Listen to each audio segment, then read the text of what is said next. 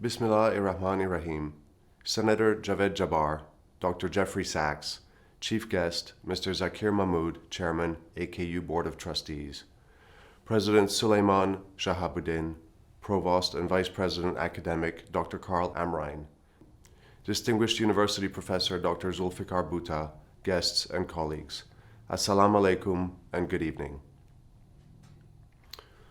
I would like to begin with an acknowledgement of the importance of today's inaugural seminar hosted by the Aga Khan University's Institute for Global Health and Development, entitled Pakistan's Challenges of Climate Change, Health and Nutrition in the Context of Sustainable Development Goals, Strategies for Change. I regret that I'm not able to participate in this seminar with you in person. However, I'm delighted to join virtually and acknowledge, and indeed celebrate, the dawning of a new era that allows us all, no matter where we are geographically, to convene using technology. The theme of today's event is of great significance, perhaps of existential importance to humanity, and I carry a personal commitment to the issues covered. The Aga Khan Development Network's commitment to climate protection and adaptation is firmly established. Our overriding principles are built on clear values and ethics that permeate all of our organizations and operations. Allow me to articulate 4 such principles that guide our work in climate change. Number 1, responsible stewardship of the environment. We are evolving our programs and operations so that they help restore and protect the natural environment wherever possible by applying environmental policies that reflect international best practice. Number 2, proactive, socially responsible leadership on the most urgent issue of our time. We seek to reduce carbon emissions and increase carbon stock by investing in energy efficiency, renewable energy, sustainable agriculture, and nature-based solutions, while also helping others to do the same. Number 3, leading by example. We are committed to reducing greenhouse gas emissions from our own operations in line with science-based targets.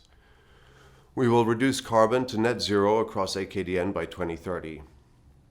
Number 4, putting people at the center. We are always focused on improving the quality of life and well-being of the poorest and most vulnerable.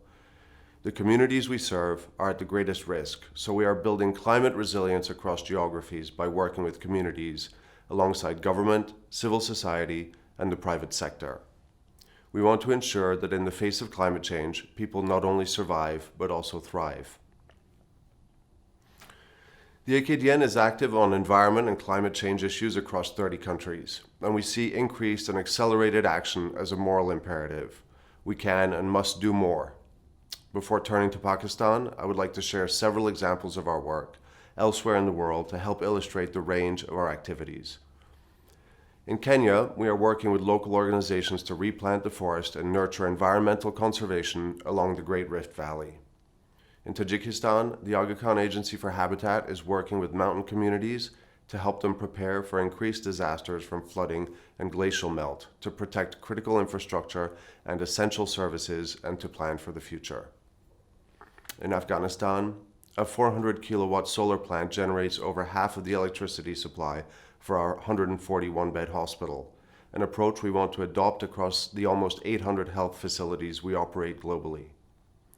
Coming to Pakistan, it is a stark reality that, in the past decade, half of South Asia's population has been affected by one or more climate change-related disasters. Between 1998 and 2019, Pakistan experienced 153 extreme weather events, lost nearly 10,000 lives, and suffered tens of billions of dollars in economic loss, causing 30 million climate migrants. The floods in August 2020 alone caused damage to hospitals and clinics, decreased hygiene and sanitation conditions, increased risk of malaria, respiratory infections, and diarrheal diseases. Agriculture and food security are also disrupted by climate change, with serious implications for human health. The agriculture sector employs nearly 70% of the South Asian population. Most of these people live in rural communities.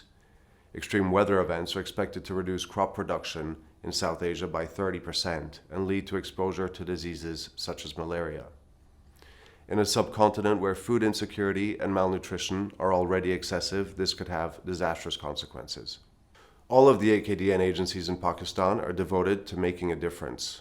The Aga Khan Foundation and the Aga Khan Agency for Habitat have a large and growing collaboration with the Minister of Climate Change and the National Disaster Risk Mitigation Fund, among many other examples. But there is a special role for the Aga Khan University to play in mitigation and adaptation efforts. There can be no doubt that we're operating amid an alarming state of affairs in terms of both the impact of climate change on human health and the impact of healthcare systems on climate change. For that reason, the interactions between these two deserve study and careful policy consideration. Let me illustrate the challenge. The World Health Organization sees climate change as the greatest threat to human health in the 21st century, with projected impacts putting the well-being of billions of lives at risk. The global carbon footprint of healthcare is equivalent to about 4 to 5% of total global emissions and likely to grow. Hospitals and healthcare make up a large sector of the economy of any country, and decarbonizing healthcare in all countries, including low and middle income countries, should be a priority.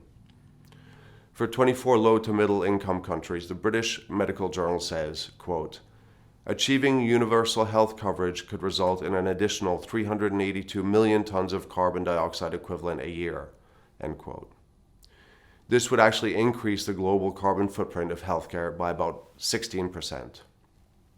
So while we must pursue universal health coverage, in effect, we can anticipate that doing so will cause more climate change challenges if we do not develop more sophisticated solutions to ensure we reduce the net emissions of healthcare. Today, as you gather at Aga Khan University to discuss the nexus of global health and climate change, my hope is that you will identify concrete steps for action by institutions like ours and many others in Pakistan that have a significant carbon footprint in the healthcare sector. AKU has a leadership role to play in this regard in making its hospitals green and moving towards carbon neutrality. As important are the profound impacts of climate change on human health and the disease burden it creates. This includes increased illness and death from respiratory and cardiovascular diseases, injuries, and malnutrition, as well as infectious and vector-borne diseases. The bulk of these are also borne by the poorest of the poor, often women. These magnify already huge inequities, compounding the effects of the most marginalized communities. The injustice is that those contributing the least to climate change are often among the worst affected. And so now, with the launch of AKU's Institute for Global Health and Development, we have a special opportunity for even more scholarship, research, and capacity development in these areas. Through events like this one and research done on a daily basis, our hope is that IGHD will be at the forefront of understanding and addressing climate change and global health in Pakistan and well beyond. I want to close by thanking you all for joining this event and for your continued commitment to this work. As you can see, I feel strongly about it, and I appreciate the opportunity to share my perspectives and to underscore my personal commitment. Nothing is more important for our future on the planet. I would like to convey my best wishes for the seminar and a strong desire to see tangible results and recommendations. We must act together with greater understanding, greater purpose, and greater speed if we are to avoid the worst consequences for peoples of Pakistan, South Asia, and the world. Thank you.